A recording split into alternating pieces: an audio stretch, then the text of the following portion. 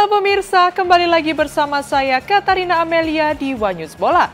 Edisi kali ini kita awali dengan momen penting dari sepak bola dunia.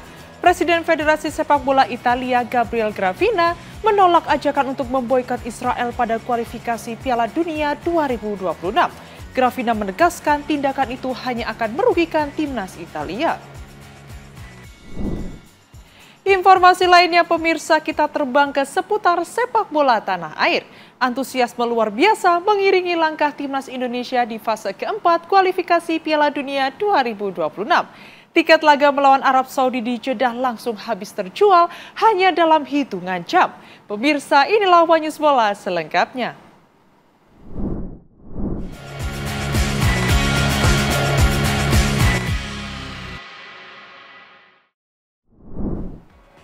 FIFA resmi mengizinkan Erick Thohir untuk tetap menjabat sebagai Ketua Umum PSSI. Meski kini juga dipercaya Presiden Prabowo sebagai Menpora.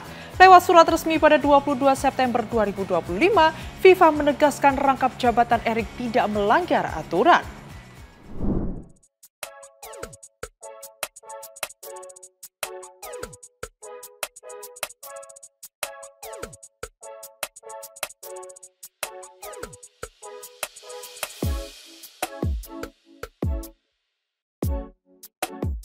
Kepastian mengenai status rangkap jabatan Erick Thohir akhirnya terjawab. Melalui surat resmi yang diterima pada Senin 22 September 2025, FIFA memberikan lampu hijau bagi Erick untuk tetap menjabat sebagai Ketua Umum PSSI meski kini dipercaya Presiden Prabowo Subianto sebagai Menteri Pemuda dan Olahraga atau Menpora. Dalam surat tersebut, FIFA menegaskan bahwa posisi Erick tidak melanggar aturan Federasi Internasional. FIFA menilai rekam jejak panjang Erick di dunia olahraga internasional, baik di level nasional maupun global, membuatnya tetap layak memimpin Federasi Sepak Bola Indonesia. Apalagi, aturan FIFA memang tidak melarang pejabat pemerintah merangkap jabatan di Federasi Olahraga, selama prinsip independensi tetap dijaga. Erick menyambut kabar ini dengan lega. Ia menyebut surat hitam di atas putih dari FIFA menjadi jawaban atas berbagai spekulasi publik soal potensi konflik kepentingan. Erick pun berkomitmen menjaga keseimbangan perannya sebagai Menpora dan Ketua Umum PSSI. Ia menegaskan Kementerian Pemuda dan Olahraga tidak hanya berfokus pada sepak bola, tetapi juga pada peningkatan prestasi di cabang olahraga lain. Dengan mandat ganda ini, ia berjanji memperkuat tata kelola olahraga nasional sekaligus memastikan PSSI berjalan dengan integritas.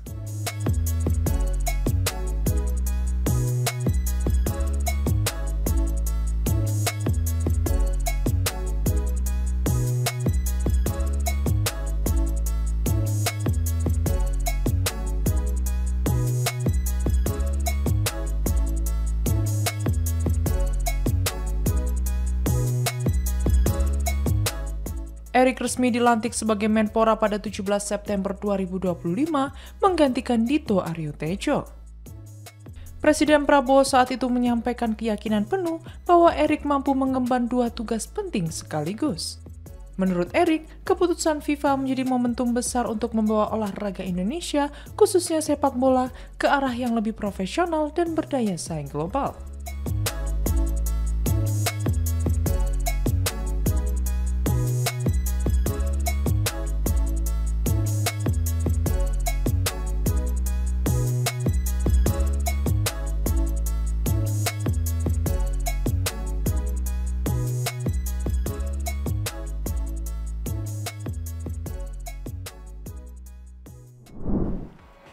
Antusiasme luar biasa mengiringi langkah timnas Indonesia di fase keempat kualifikasi Piala Dunia 2026. Tiket pertandingan melawan Arab Saudi di Jeddah langsung habis terjual hanya dalam hitungan jam. Meski harga termurahnya dibanderol sekitar Rp30.000.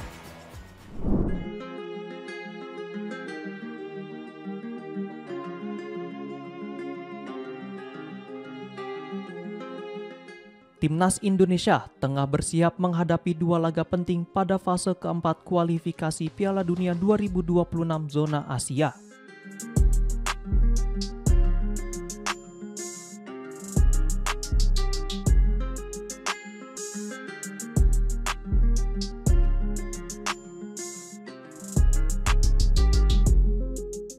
skuad Garuda dijadwalkan menantang Arab Saudi pada 9 Oktober 2025, disusul menghadapi Irak pada 12 Oktober 2025.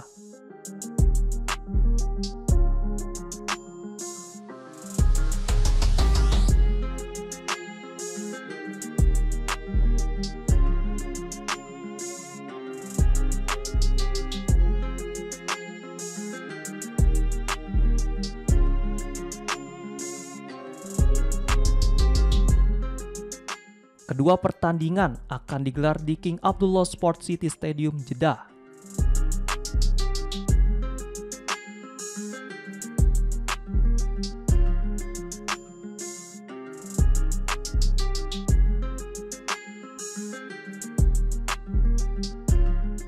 Menjelang duel tersebut, panitia penyelenggara mulai membuka penjualan tiket. Yang mengejutkan, harga tiket termurah hanya dipatok Rp6,95 atau sekitar Rp30.000.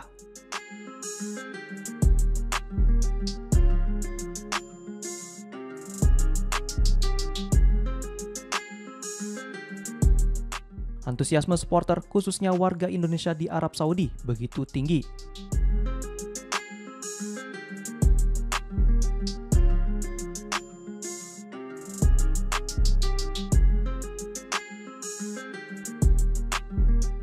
Tiket laga kontra Arab Saudi bahkan ludes terjual hanya dalam hitungan jam.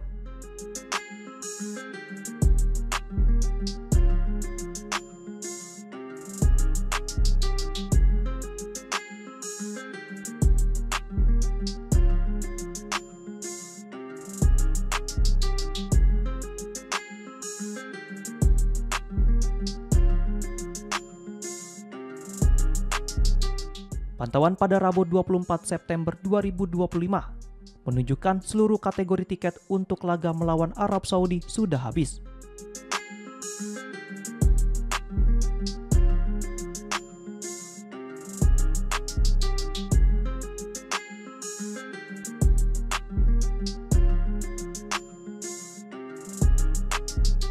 Sementara itu, tiket pertandingan menghadapi Irak masih tersedia dalam jumlah cukup banyak.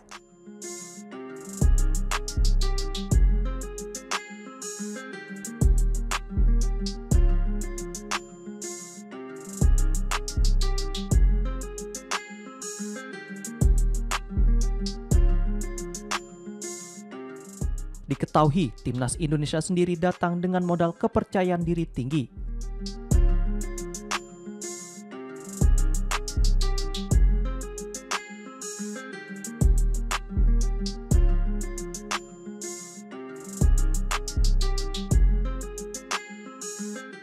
Pada putaran ketiga, Garuda sukses menahan imbang Arab Saudi 1-1 di Jeddah, lalu meraih kemenangan 2-0 atas The Green Falcons pada pertemuan berikutnya.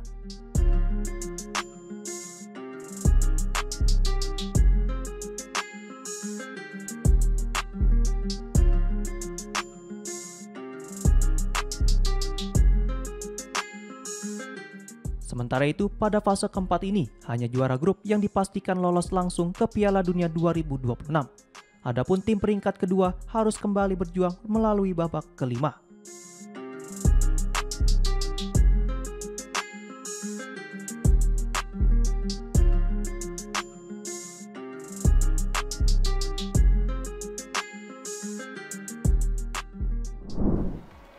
Presiden Federasi Sepak Bola Italia Gabriele Gravina menolak ajakan untuk memboikot Israel di kualifikasi Piala Dunia 2026. Gravina menegaskan langkah tersebut justru akan merugikan Italia karena geli Asuri bisa saja dinyatakan kalah WO.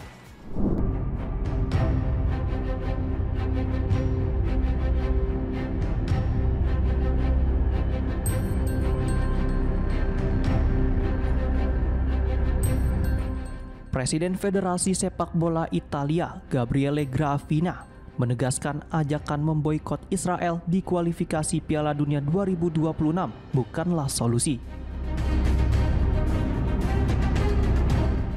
Menurutnya, langkah tersebut justru akan menguntungkan Israel karena Italia berpotensi dianggap kalah walkover atau WO.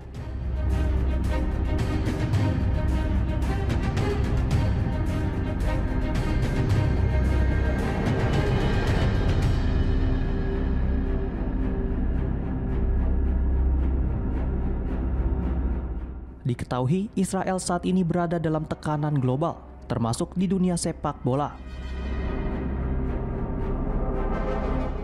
Menyusul serangan mereka ke Gaza yang memicu gelombang protes di berbagai negara, termasuk Italia.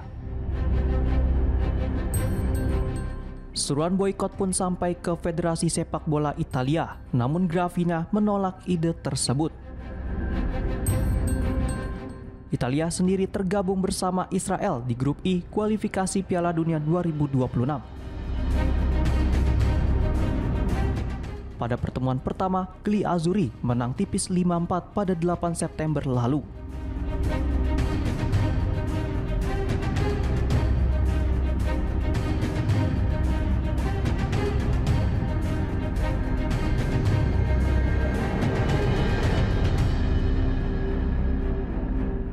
Gravina menilai fokus Italia seharusnya tertuju pada perjuangan lolos, bukan pada isu boikot.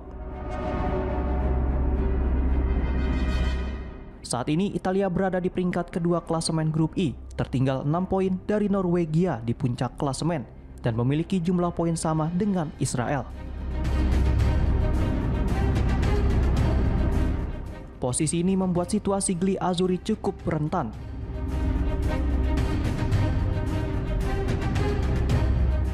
Untuk mengamankan tiket ke Piala Dunia 2026, Italia harus menyapu bersih kemenangan di sisa pertandingan sambil berharap Norwegia terpeleset.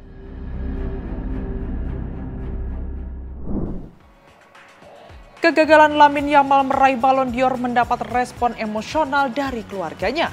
Ayahnya, Mounir Nasrowi, meyakini putranya adalah pemain terbaik dunia dan mengungkapkan kekecewaan mendalam atas hasil tersebut.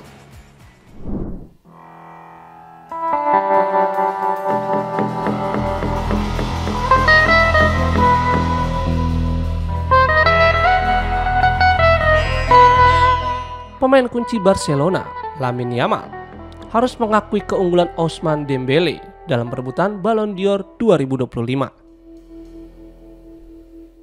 Gelar pemain terbaik sepak bola dunia itu berhasil disabet oleh bintang Paris Saint-Germain tersebut, setelah berhasil unggul pemungutan suara mengalahkan Yamal.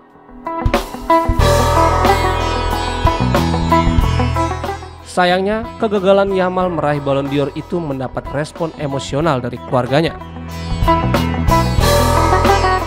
Ayahnya, Mounir Nasrowi, menyatakan keyakinannya bahwa putranya adalah pemain terbaik di dunia saat ini dan mengungkapkan kekecewaan mendalam atas hasil tersebut. Ia menyebut peristiwa itu sebagai kerusakan moral terbesar yang pernah dialami seseorang, meskipun tidak menyebut sebagai pencurian gelar. Nasrowi menegaskan bahwa penilaiannya bukan karena hubungan keluarga, melainkan berdasarkan kemampuan dan penampilan putranya di lapangan. Menurutnya, Yamal jauh melampaui para pesaingnya di level dunia selama musim 2024-2025. Lamine Yamal tampil gemilang bersama Barcelona. Ia berhasil membawa Barcelona meraih treble gelar domestik, La Liga, Copa del Rey, dan Piala Super Spanyol, dan menorehkan 18 gol dan 25 assist. Sementara itu, peraih Ballon d'Or Ousmane Dembélé menunjukkan performa yang luar biasa bersama PSG dengan torehan 35 gol dan 16 assist. Membawa klubnya menjuri 4 gelar bergengsi, termasuk Ligue 1 dan Liga Champions.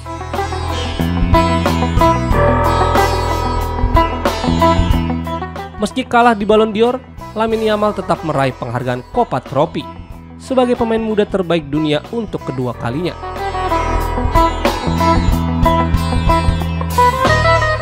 Mengukuhkan statusnya sebagai salah satu talenta muda paling bersinar di sepak bola internasional.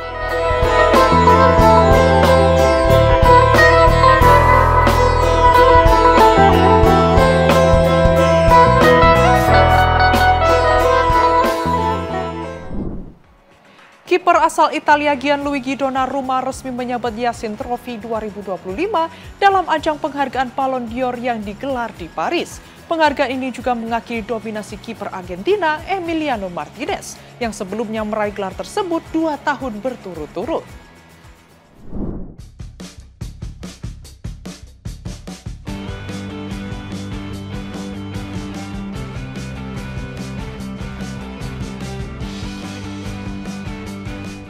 Gianluigi Donnarumma berhasil menyabet gelar Yashin Trophy 2025 dalam ajang penghargaan Ballon d'Or yang digelar di Théâtre du Châtelet, Paris, Selasa, 22 September waktu setempat. Gelar ini sekaligus menghentikan dominasi kiper Argentina Emiliano Martinez yang sebelumnya 2 kali berturut-turut meraih penghargaan tersebut pada 2023 dan 2024. Musim lalu Donnarumma dinilai tampil impresif bersama Paris Saint-Germain atau PSG. Ia menjadi pemain kunci dalam keberhasilan klub asal Prancis itu meraih 4 gelar atau quadruple, termasuk trofi Liga Champions.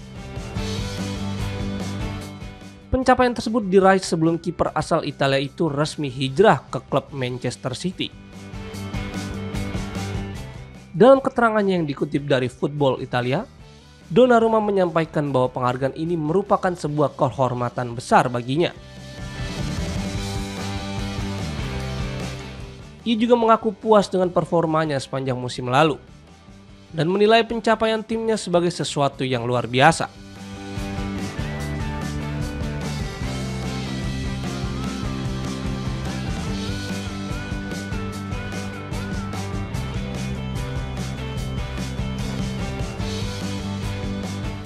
Donnarumma juga menyampaikan rasa terima kasih kepada mantan rekan-rekannya di PSG. Menurutnya, keberhasilan ini tidak lepas dari peran tim yang solid sepanjang musim. Ia menyebut bahwa perjalanan musim lalu sangat luar biasa dan penuh tantangan. Kini, bergabung dengan Manchester City, Donnarumma menyatakan dirinya tengah fokus menjalani petualangan baru di Inggris. Ini menjadi kali kedua Donnarumma meraih Yashin Trophy. Sebelumnya ia meraih penghargaan serupa pada tahun 2021. Dengan pencapaian ini, Donnarumma juga berhasil menyamai rekor Emiliano Martinez yang telah 2 kali menyabet trofi serupa.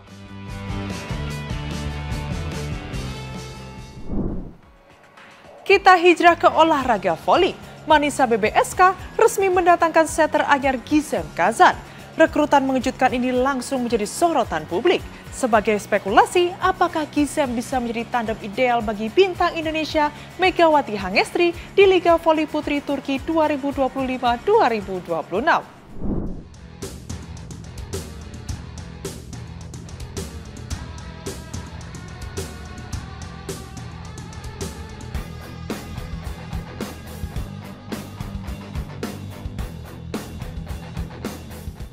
Manisa BBSK membuat kejutan di bursa transfer dengan merekrut setter anyar untuk menghadapi kompetisi kasta kedua Liga Voli Putri Turki musim 2025-2026.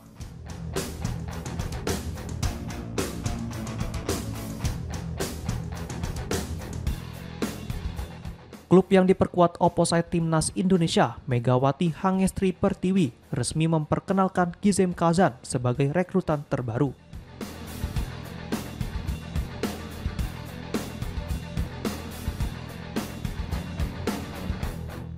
Yang menarik, Gizem bukanlah sosok asing bagi Manisa.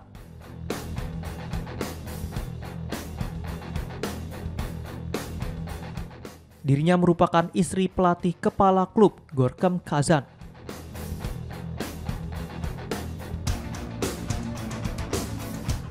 Fakta ini membuat publik ramai menyoroti keputusan klub setelah diumumkan secara resmi melalui akun Instagram Manisa pada Sabtu 20 September 2025.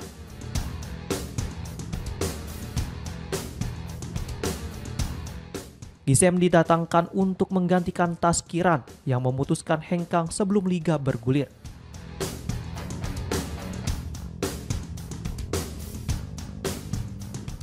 Kehadirannya pun memunculkan spekulasi, terutama terkait statusnya sebagai pasangan sang pelatih.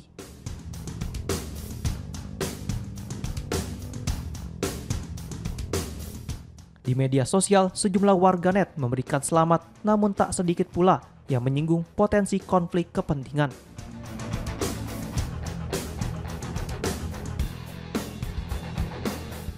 Meski begitu, dari sisi kualitas, Gizem Kazan bukanlah pemain sembarangan.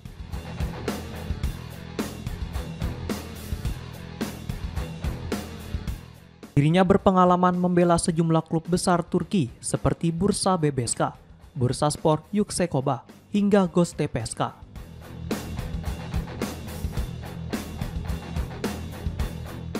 Prestasinya pun terbilang mentereng, termasuk membawa Kale menjuarai Kadinlar 2 pada musim 2018-2019 dan Kadinlar 1 pada 2019-2020.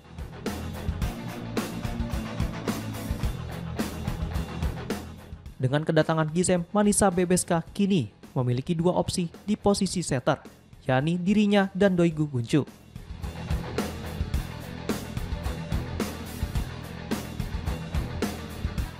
Publik pun menantikan apakah Gizem mampu menjadi tandem ideal bagi Megawati Hangesri musim ini.